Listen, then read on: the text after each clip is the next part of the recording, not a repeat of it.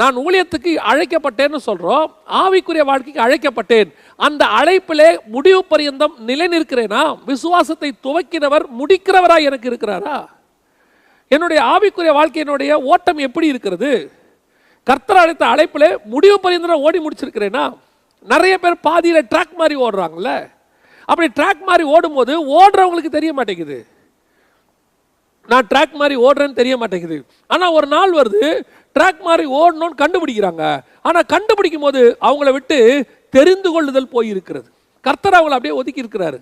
பைபிளில் இந்த மாதிரி ஆண்டவர் ஒதுக்கிக்கிட்டே வர்றார். ஒருத்தரையா ஆதாமை ஒதுக்குறாரு. ஆதாமுக்கு பிறகு நோவாவை செலக்ட் பண்ணுறாரு. நோவா குடும்பத்தை அதுக்கப்புறமா ஒதுக்குறாரு. நோவா குடும்பத்துக்கு அப்புறம் ஆபிரகாமை செலக்ட் பண்ணுறாரு. ஆபிரகாம் அப்புறம் சாராள்கிட்ட போகுது. சாராளுக்கு அப்புறம் ஈசாக்கை செலக்ட் பண்றாரு. ஈசாப்புக்கு அப்புறம் யாக்கோபு. யாக்கோபு குடும்பத்தில் 3 பேரை தள்ளி விடுறாரு. யூதா கோத்திரத்துக்கு பிறகு அப்படியே வருது, லேவி கோத்திரத்தை தள்ளி விடுறாரு. அதற்கு பிறகு ஆசாரியத்துவம் முடிஞ்ச ராஜரீகத்தையும் தள்ளிட்டாரு. தீர்க்கதரிசிகள் காலம், தீர்க்கதரிசிகளும் தள்ளிட்டு இருண்ட காலம். இப்படி ஆண்டவர் தெரிந்து கொள்ளுதலை தள்ளிக்கிட்டே இருக்கிறார். அப்படி தள்ளிக்கிட்டு இருக்கும் போது இந்த தெரிந்து கொள்ளுதல் போவதற்கு நான் என்ன காரணம்ன்றதை ஆராய வேண்டிய இடத்துல நீங்களும் நானும் இருக்கணும். ஆவிக்குரிய வாழ்க்கைக்கு நான் வந்துட்டேன், ஆவிக்குரிய வாழ்க்கையில் வந்ததுனால கண்டிப்பாக நான் பரலோகத்துக்கு போயிடுவேன்னு தயவு செஞ்சு நினைக்காதீங்க. நிறைய பேர் அப்படி சொல்கிறாங்க. என்ன சொல்கிறாங்கன்னா, ஒன்ஸ் சேவ்ட் எவர் சேவ்டு அப்படிங்கிறாங்க. அதுக்கு அவங்க சொல்கிற காரணம் என்ன அப்படின்னு கேட்டால், ஒரு கழுதை குட்டி போட்டுச்சுன்னா கடைசி வரைக்கும் அது கழுதை குட்டி தான், மாறவே மாறாது. கிறிஸ்துவுக்குள்ளே நீ பிறந்துட்டா கடைசி வரைக்கும் நீ அவருடைய பையன்தான். அதனால் அவர் அந்த அழைப்பை மாற்ற மாட்டார். அதனால் அவர் கண்டிப்பாக உன்னை பரலோகத்துக்கு கூட்டிகிட்டு போயிடுவார், டோன்ட் வரி அப்படின்னு சொல்லி பிரசங்கம் பண்றாங்க. இப்ப யோசித்து பாருங்க, அழைத்த அழைப்பும் கிருபாவரங்களும் மாறாதவைகள் உண்மைதான். ஆனா யூதாசுக்கு கொடுக்கப்பட்ட அழைப்பு என்னாச்சு? வசனம் சொல்லுது, அவன் கேட்டின் மகனாய் மாறினான். எப்படி அழைக்கப்பட்டான்? தேவ பிள்ளையாய் அழைக்கப்பட்டான், அப்போஸ்தலனாக அழைக்கப்பட்டான். ஏற்றுக்கொண்டவர் எத்தனை பேரோ அத்தனை பேரும் பிள்ளைகளாகும்படிக்கு கர்த்தர் அதிகாரம் கொடுத்தார். அப்பனா அந்த மன்றத்தில் 12 பேர் தான் ரொம்ப முக்கியமானவங்க. அதுல யூதாசும் ஒருத்தன்.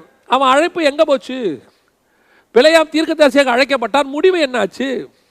தேமா பிரபஞ்சத்தில் மேல் ஆசை வைத்து என்னை விட்டு ஓடி போனானுங்கிறாரு பவுல். அவருக்கு அழைப்பு இருந்துச்சு, திருப்பி போயிட்டாரு.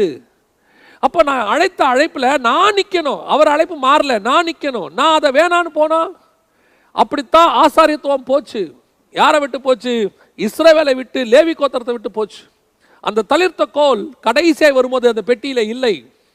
நீங்களும் நானும் கர்த்தருடைய உடன்படிக்கை பெட்டி பரலோகத்தில் வரப்போகுது. 15:5 சொல்லுது வெளிப்படுத்தின விசேஷம். அப்படி அந்த உடன்படிக்கை பெட்டிக்கு முன்னாடி போய் நிற்க போறோம். அந்த தெரிந்து கொள்ளுதலோடு நிற்கிறோமா? நமக்கு அந்த தெரிந்து கொள்ளுதல் இருக்கிறதா? இன்னும் என் மேல் கர்த்தர் வைத்து தெரிந்து கொள்ளுதல் தான் நான் ஓடுறேன்னா? இதுல ஒரு பெரிய விஷயம் என்னன்னா, கர்த்தர் சாமுவேல் 3ஆம் அதிகாரத்திலேயே சொல்லிட்டாரு, ஏலி கூட்டத்தை தள்ளிட்டேன்னு. Samuel select பண்ணப்பட்டாரு. ஆனா ஏலி கடைசி வரைக்கும் ஆசாரியனே உட்காந்துருக்கிறார், சாவர வரைக்கும்.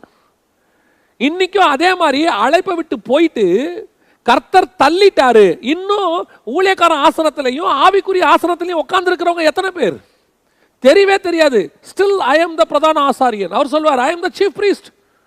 நான் இன்னும் அந்த ஆசனம் தான் உட்கார்ந்து இருக்கிறேன்.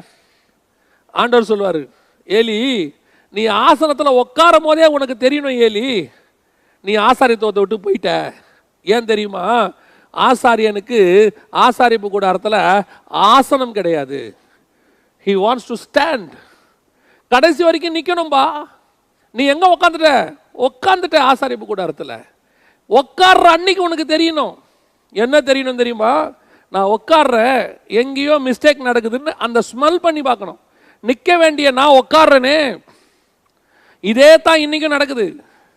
எப்போ நீ கிருபையின் பிரமாணத்துக்கு ஆப்போசிட்டா உன் வாழ்க்கையில் ஒன்று நடக்குதோ, இன்னும் கொஞ்சம் நான் தெளிவாக சொல்றேன், எதெல்லாம் நீங்க ஆரம்பத்தில் வேண்டாம் என்று விட்டீங்களோ அது மேல எப்போ உங்களுக்கு திருப்பி ஆசை வருதோ நீ ஆசனத்தில் உட்கார்றேன்னு அர்த்தம். இந்த ஆவிக்குரிய வாழ்க்கைக்கு வரும்போது, இந்த ஊழியத்துக்கு வரும்போது எல்லாவற்றையும் நஷ்டமும் குப்பையும் என்று விட்டு விட்டு வந்தவர்கள் தான் அநேகர். மிகுந்த தியாகத்தோடு வந்தவங்க. இன்னைக்கு இருக்கிறவங்கள அத்தனை பேரும் ஒரு காலத்தில் கர்த்தருக்காக எல்லாவற்றையும் விட்டு விட்டு வந்தவங்க தான். I am talking about the first generation ministers. தேவனுடைய ஊழியர்களிலே இன்னைக்கு இருக்கிறவர்கள், ஃபர்ஸ்ட் ஜெனரேஷனில் இருக்கிறவங்க எல்லாம் ஒரு காலத்தில் கர்த்தருக்காக வைராக்கியமாக எல்லாவற்றையும் விட்டு விட்டு வந்தவர்கள் தான். அழைப்பு பெற்று வந்தவர்கள் தான், முன்குறிக்கப்பட்டவர்கள் தான், கர்த்தர் வசனத்தை சொல்லி கூட்டிக் கொண்டு வந்தவர் தான், கரம் பிடித்து கொண்டு வந்தாங்க. வெறும் பைபிளோட வந்தவங்க எத்தனையோ பேர்.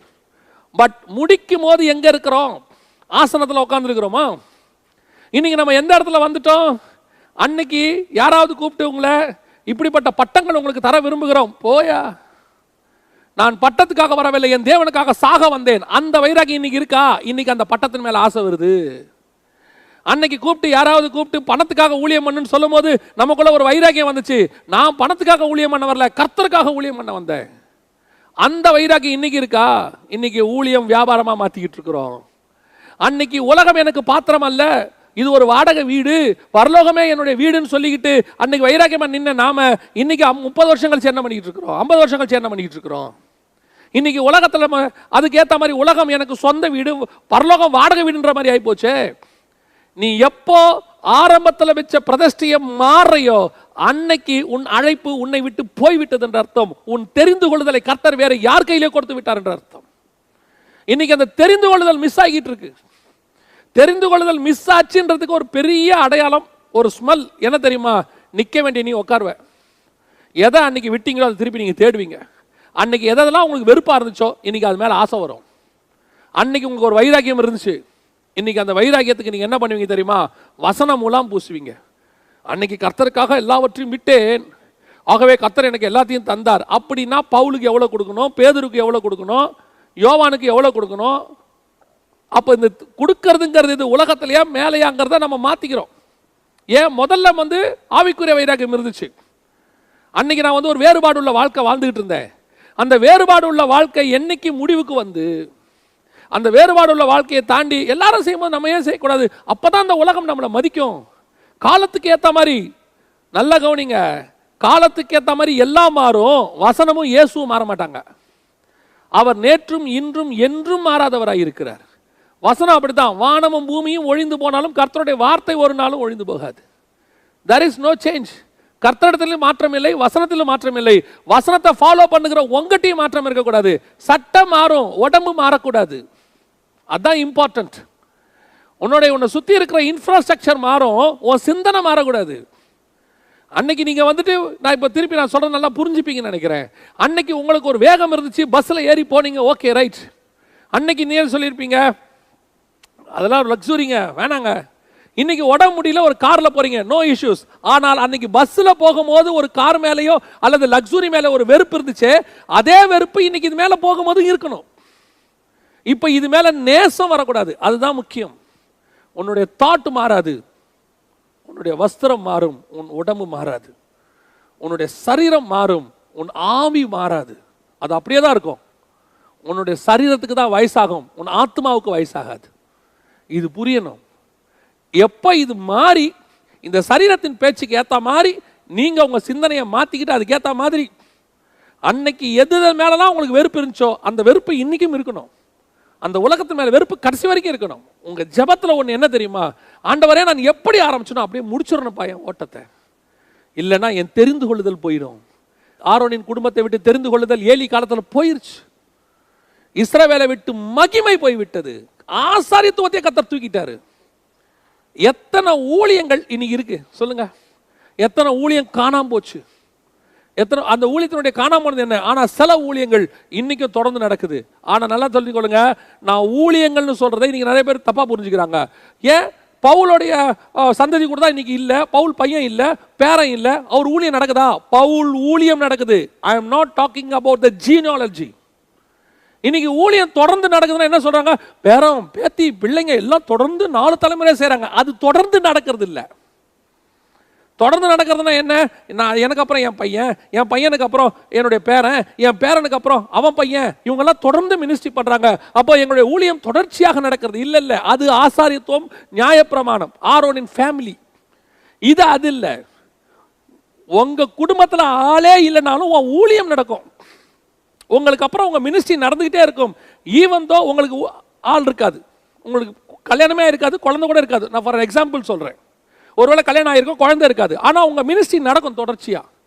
எலியாவின் ஊழியம் எலிசா மூலமாக நடக்கும். எலிசா எலியாவின் பையன் அல்ல, ஆனால் மினிஸ்ட்ரி நடக்கும். அது உங்க பையன் வழியாகவும் நடக்கலாம், எப்படி வேணாலும் நடக்கலாம். ஆனா மினிஸ்ட்ரி நடக்கணும், கடைசி வரைக்கும் நடக்கும். எப்போ? வருகை வரைக்கும் நடக்கணும். தெரிந்து கொள்ளுதல் உன் ஊழியத்தை விட்டு போகாது.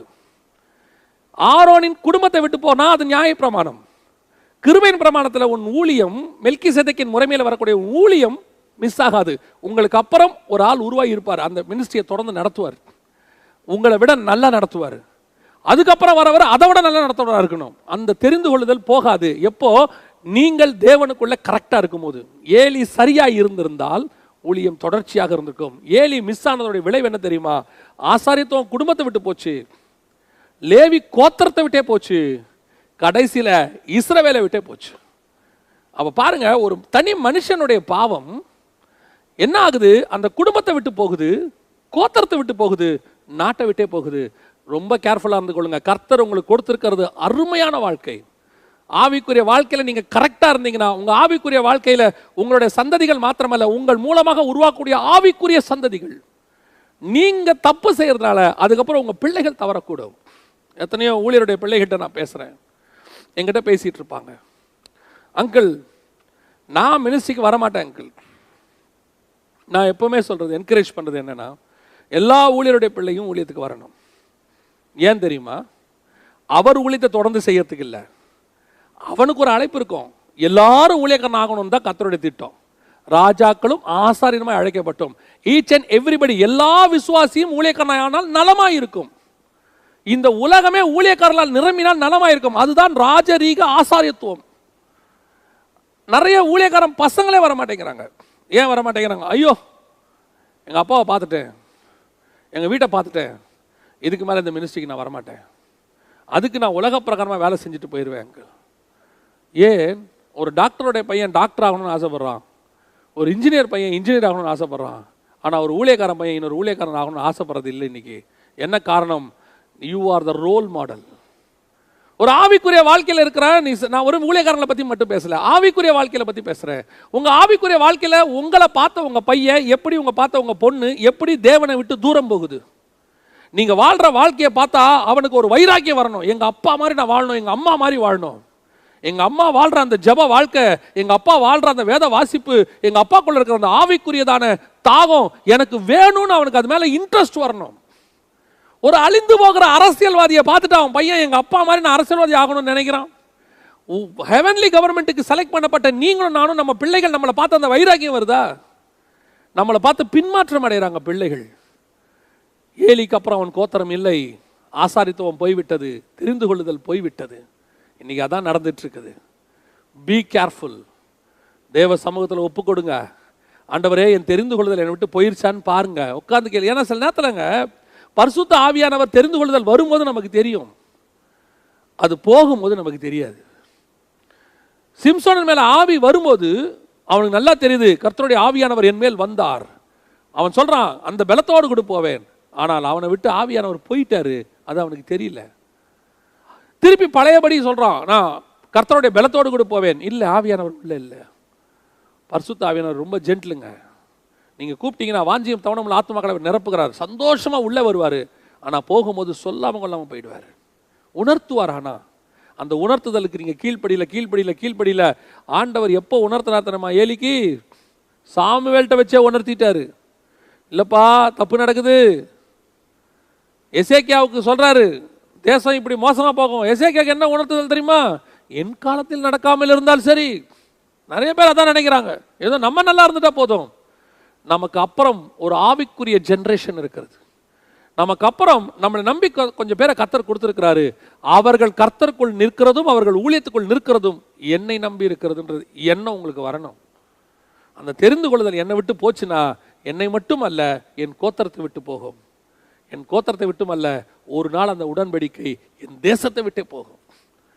சபைகள் சரியா இருந்தால், நாம் சரியா இருந்தால், தேசத்தை விட்டு ஒரு நாளும் தேவனுடைய உடன்படிக்கை போகாது.